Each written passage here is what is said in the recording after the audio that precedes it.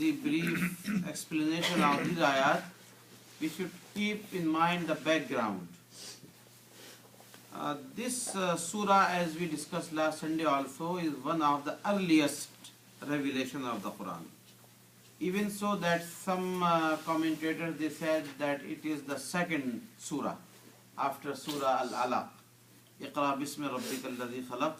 And they connected because of the word qalam.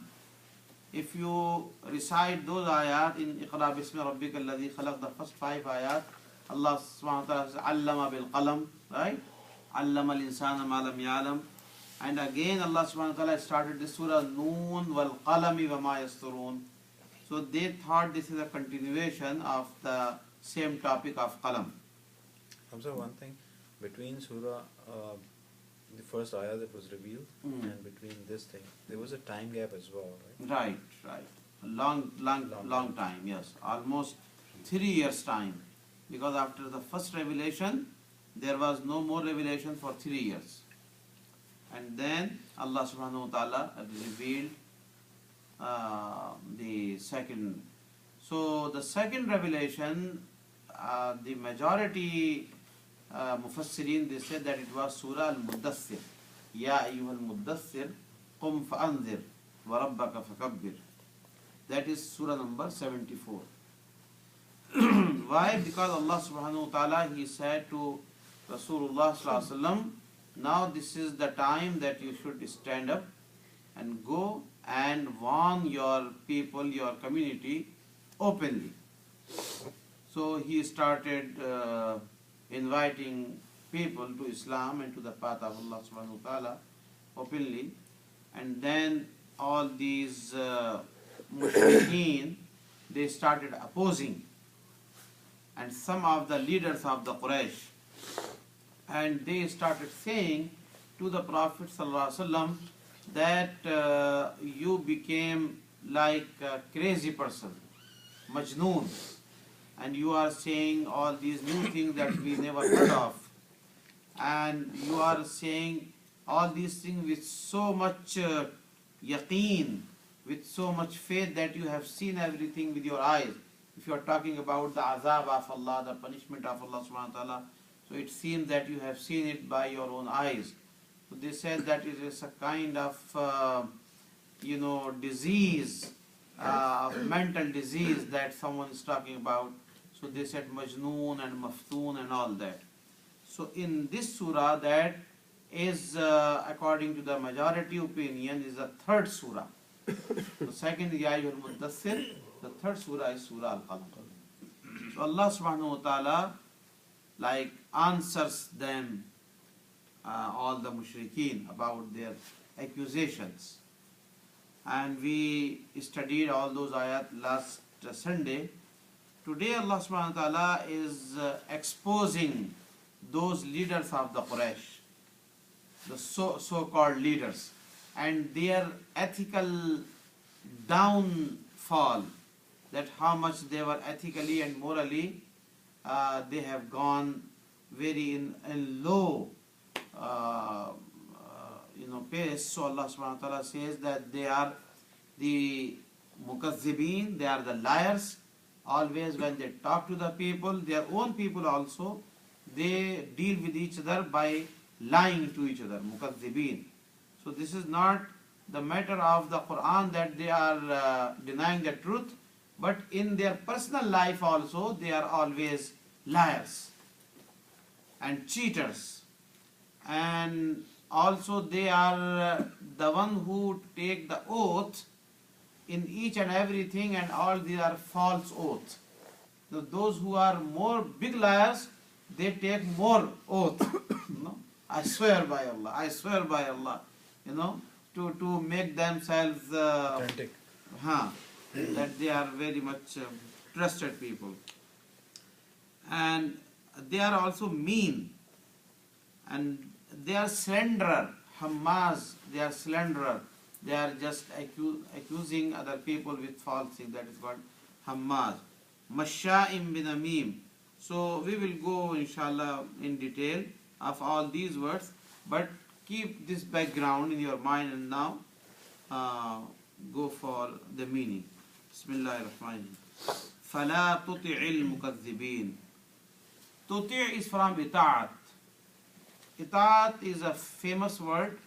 We know the meaning of ita'at means obedience.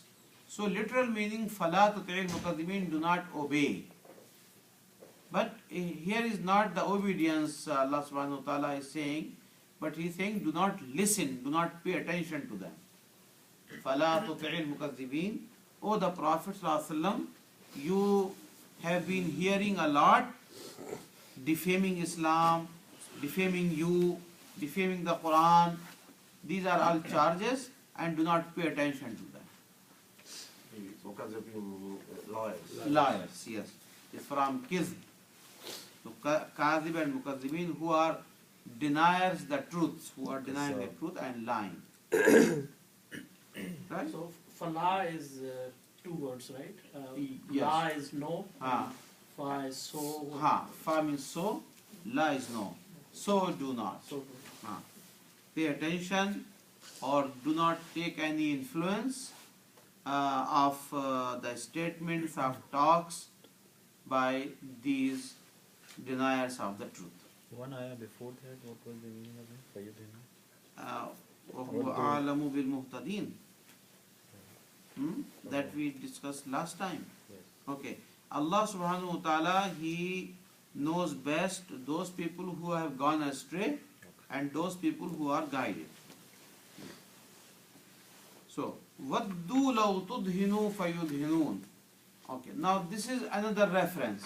What happened that when they saw this firm resolve and commitment of Rasulullah sallallahu alaihi wasallam towards inviting the people to Allah subhanahu wa ta'ala and to Islam, so they also tried to make a deal with him. They said, "O the Prophet sallallahu alaihi wasallam, you become soft about our, these gods, those false gods and idols and all that. Do not say too much about them. And we also will be not very harsh opposing you. So let's make a deal. You should move little bit from your position, be soft, and we also will move from our position and we become soft for you." So this is something compromise or reconciliation in the aqidah. In the aqidah. So Allah subhanahu wa ta'ala, He made it very clear that there will be no compromise at all. There will be no soft, behavior or inclination when it comes to the method of aqidah. This is the clear method of tawheed about oneness of Allah subhanahu wa ta'ala, and there will be no compromise. There is no possibility of the compromise. Okay? So, waddu law tudhinu. Waddu means they love. They like, they love. What? Law tudhinu, that if you become soft, fayudhinun, so they also become soft. Right? By the way, this ayat still is applicable, and it is teaching us also, especially those Muslims who are living in non-Muslim countries.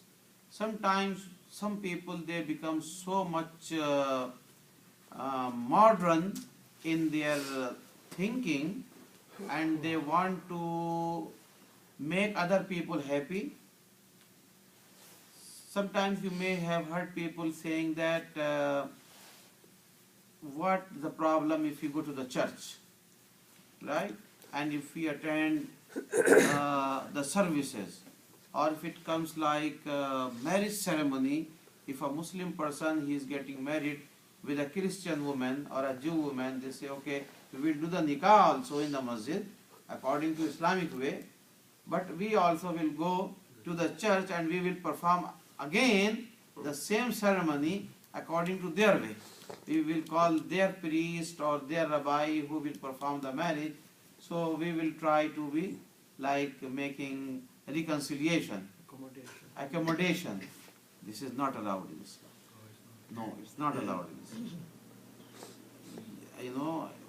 A Muslim man is allowed to perform the marriage with a Christian or Jew woman, Ahl Kitab, but not in this way that you go to the church for that marriage.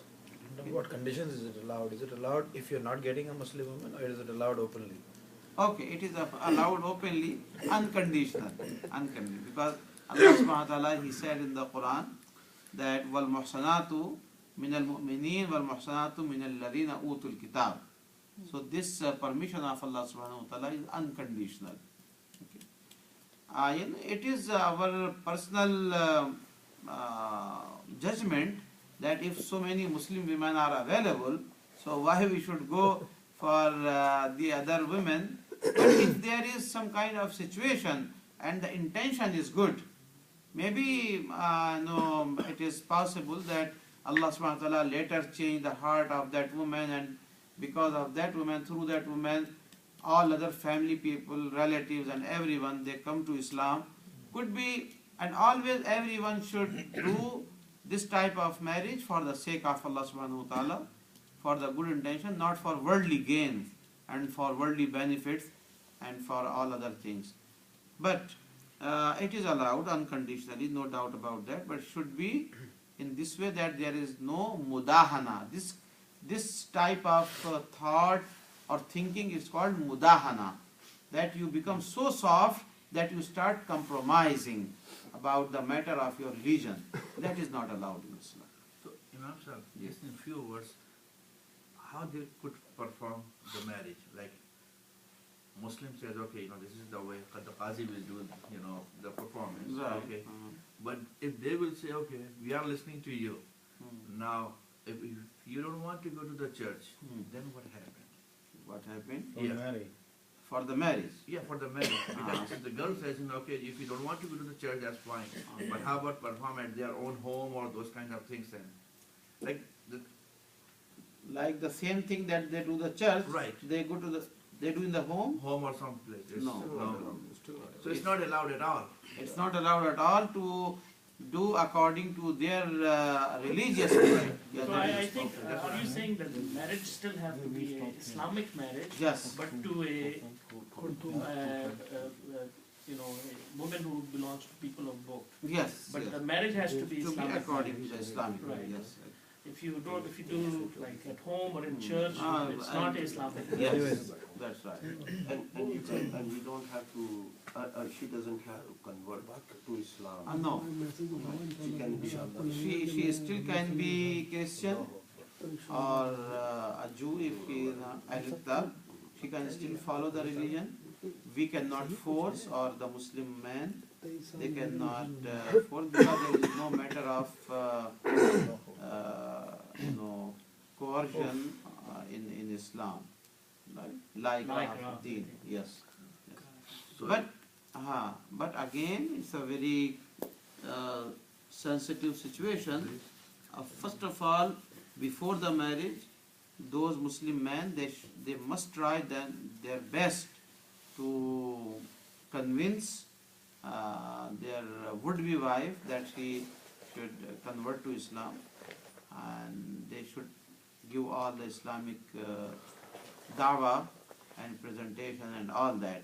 And even if they are not married if they are not Muslim at the time of marriage, they continue this process of dawah work by bringing them to the masajid, giving them the Islamic literature, the Quran, taking them to those classes, to Islamic sessions, until she is convinced and she accepts Islam by her own heart, not just to appease the husband or the other people. Also, what I've heard in a lot of situations, where they're reverted Muslims, and they talk about, like they accepted Islam, their wife didn't. But the way the wife accepted Islam eventually was not forcing her to become Muslim, but it was their character. They changed themselves so much that they were so convinced that this is the right religion that they also Wanted wanted to become Muslim. Yes. So that is, I think, the best way is the way we act. We act, yes, we present ourselves. He was standing next to him. All of us are married, but everybody is discussing it so actively. So Imam Sahib, मतलब ये है कि Options are there. गैर मुस्लिम भी 3 दफा बात करता हूँ मैं उससे। वो कहना काफी है शादी के लिए। Not here, man. बोल कहना Happy.